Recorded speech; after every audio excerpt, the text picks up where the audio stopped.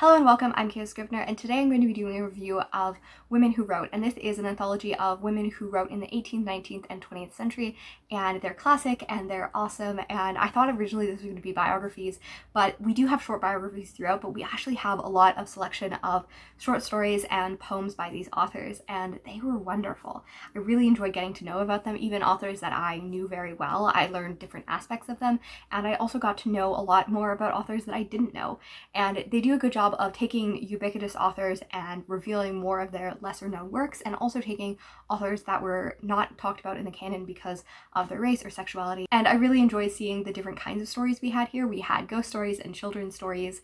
We had some more like slice of life, and we had dramatic poetry and very political poetry, and I just really enjoyed all of them, and I'm going to be going through and kind of talking about them and talking about what I like, and I really hope that you might pick this up or pick up works by these authors. So the first one is Love and Friendship by Jane Austen, and this was written when she was 14 years old, and it is her first work, I believe, and it was absolutely lovely. 1790, and I died of laughter throughout. I really love Northander Abbey, which is her first written book, and it is a satire on Gothic novels, and this is just a satire on a lot of things, and it was lovely. And one of the lines that epitomizes this to a T is, "Ah, what could we do but what we did?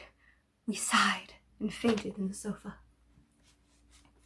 Like, it's over dramatic and silly, and definitely not as grand or thematic as many of her very famous works, but I really enjoyed reading this. The next story, I own so many versions of this because I don't think I have a collection of like short stories or women's stories without this included, and this is The Garden Party by Cather Mansfield. She was a New Zealand author, and she published this in 1922, and this is a very good story about class disparity and how we look at people that we're not directly related to. It was very interesting because I began this, and then my friend came over and we watched Parasite, and then I finished it, and that gave me a very interesting view on how we tell about stories about class and desensitization of people suffering.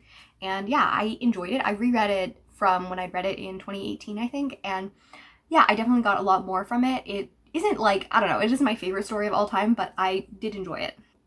Then we have The Golden Slipper by Willa Cather, and I adored this one. This immediately made me go to like every library and bookstore and like try to figure out where I could get her books because I think this was so wonderful. It takes place in New York City, and it's this like guy who is a businessman who coal company, and his wife is like, it's the fashionable thing to do to go and see opera, and he's like, I don't want to see opera. So the whole time he's like rolling his eyes and just being like, there's like a line afterwards about like how he pretended to dislike it more than he actually did, and then he ends up by a coincidence running in and traveling home with the opera singer, and they talk a lot about art and what he views as the frivolity of art and what she views as the stimulant of beliefs, and like he's like things like, you know, I don't understand why we would spend 2 hours pretending like we enjoy something we know nothing about, and she talks a lot about like the idea that he's so set in his beliefs, and like it's a very interesting story, and it came out in 1917, and I definitely want to read more of her works. I know that most of her works are westerns, but I think that reading more of her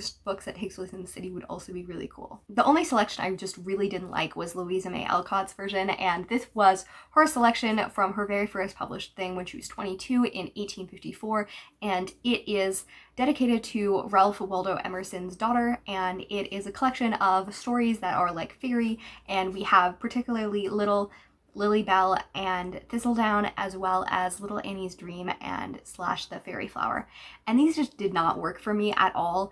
I know that it talks about in the biography that she actually preferred writing like stories of whimsy and stuff like that. You can tell that from the autobiographical parts of Little Women. But they were just so like basic, I guess, and like very moralistic. It's like bad fairy or bad elf does bad things, then decides that they're good, and then does good things. I know that they're dedicated for children, but like it just did not work for me. Like, I enjoy children's like stories. I did not enjoy these. One of the most interesting transitions was the transition from Lily Bell into the next one, which was Edith Wharton's Afterward, and I really enjoy Edith Wharton. I really enjoyed Age of Innocence, and I'm really excited to read more of her works. And this was a selection from her short stories, and it's called Afterward, and it's about this family that goes to London, and they want this old house. They want to be prestige and all of that, and like they find out they're like, I need a house that doesn't have plumbing or doesn't have all of these things because like authenticity means uncomfortability, and we won't believe that it's really actually like legit and authentic unless yes, it has really bad things. And then they're like, we also want a ghost. Like, the idea to have to travel to another manor to have a ghost is just absurd. Like, we are rich, we need a ghost, we need to have these stories. And it goes from this like very flippant, like satirical story to this very dastardy story about like ghosts and hauntings and stuff like that. And it was very good. I really enjoyed the transition and the jokes, and it definitely gave me chills, which I just was not surprising. I was like laughing at the beginning and I wasn't expecting to end with chills, and it was just great. Our first selection from Zora Neale Hurston is Poker with an exclamation mark, and this is about men who are playing poker in New York set against the Great Depression, and you know, it doesn't end well. The second one is called Lawing and Jawing, and this one is definitely my favorite of it. It begins with telling us that like it's a courtroom, except for at the side it has a big arrow that says go to jail, and it just deals with like many cases rapidly and how like injustice and institutional racism is, and it's a very short play but very effective. And I thought that throughout both, the atmosphere was so there, like so vibrant. Vibrant is probably the wrong word because both of them are quite dark, but I just saw the scenes so well, and I definitely want to read all of Zora Neale Hurston's plays now. The last selection for prose was actually really perfect. It's by Virginia Woolf and it's called Kew Gardens, and it really just looks at the everyday moments, and it's set in this real garden or park in London, and we look at a group of characters as they pass. We think about first kisses, we think of love, we think of how we view insanity and how we view all of these things, and it's just really lovely I really love looking at slice of life stories. I really like looking at the moments and how like, you know, I have a path right outside my window, and I often look at it. It like catches people's like moments or their conversations, and I always think about how, you know, we encounter so many people's lives that we never actually know. Like the fact that people we don't know or, you know, glimpse against or bump against or have coffee with or like, you know, whatever, their lives are like just as full as our lives, and we only ever catch a moment of it. And I think that that's so cool to just sometimes zoom in on the moments of life. And I think that that's also what kind of poetry is a lot about. It's about capturing the moment, it's about capturing the here and then and the here and now, and it's just it's so lovely, and I really enjoyed this story. And now we move on to prose, and the first one is Emily Dickinson, and I have to admit that I'm not a huge Emily Dickinson. I've read her entire collected works, and there's definitely like lines or stanzas that I have underlined and kept and like all of those things, but overall I don't think there was a single poem that I loved overall. It just doesn't resonate with me. The second entry was by Gertrude Stein, and she is well known for her contribution to inspiring art, and it literally makes fun of her like that in her biography, talking about how like she was like, I inspired the 20th century, and they're like, maybe not quite, but she was very influential. And these were very interesting. They came off as very like modern and very instructive, and it was very interesting, like a lot of repetitive words, and I have to read them because I was listening to it on audiobook, but I did go back I think 3 times and listen to them, and they still didn't resonate with me, and I just don't know. There wasn't a lot of like deeper meaning, but I would definitely want to read her nonfiction because she has like What is Art, and she has several like essays and stuff like that, and I know that she comes across in many people's life. I don't know if poetry was where I wanted to read Gertrude Stein though. I was really happy that they gave us the Bronte sisters in poems because I've been meaning to read their poems for a while, and Charlotte Bronte's I enjoyed. I listened to this several times again. Most of the poetry I re-listened to just to be able to fully grasp them, because poetry, I think you really need to sit with it, and I thought her poetry was definitely more stilted but definitely had beauty in it, and that I could definitely appreciate it. But Anne Bronte's, wow, like she blew me out of the park. Like I listened to it again and again, not to understand it, but just to like sit in the beauty that was her words.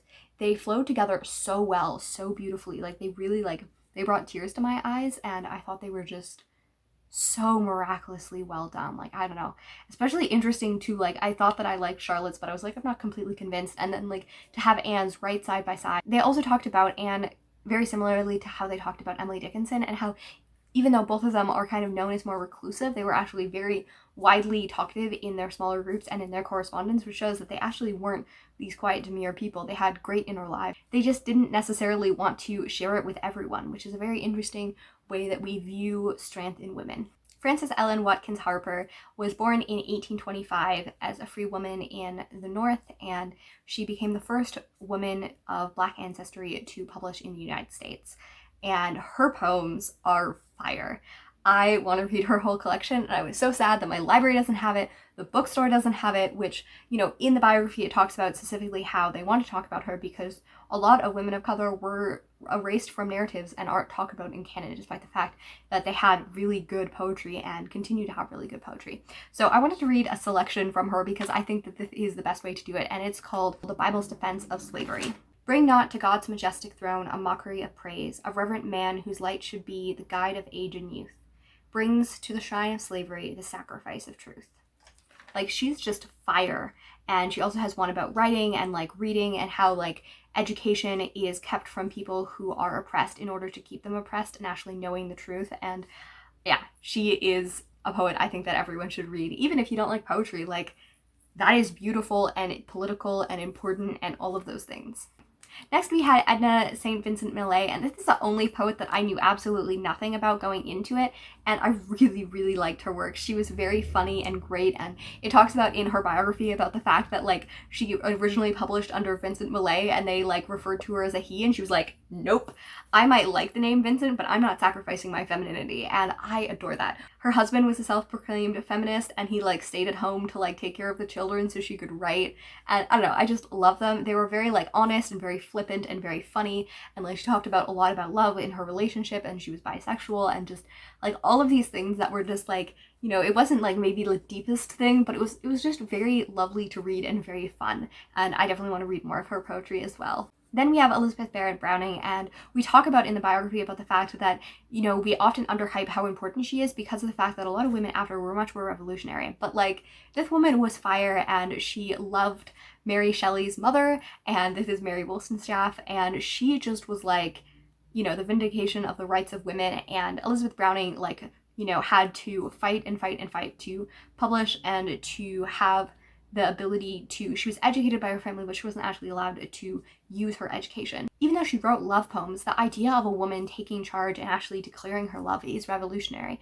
And she really paved the way for a lot of women after her, and she published under her own name, something that was, you know, definitely not common at her age. Her poetry definitely isn't what I am drawn to, and I definitely am guilty of overlooking her work because it's love poetry and it's not really the kind of love poetry that I love. Like, I definitely can like love poetry. Edna Millay definitely wrote really cool, you know, love poetry that's more flippant and funny, but, like, you know, very sincere poetry is a kind of beauty. Like, saying that I'm not going to step down from my sincerity because you're going to mock me, and I love that. So I'm definitely going to give her a try after, you know, overlooking her for so long now. Then last but certainly not least, we have Phyllis Wheatley, and this is the first woman of American and Black ancestry to publish, even though she didn't publish in the US. And she was taken as a young woman and enslaved, and she was educated by her masters and later set free after she published her work as a young woman. And she was actually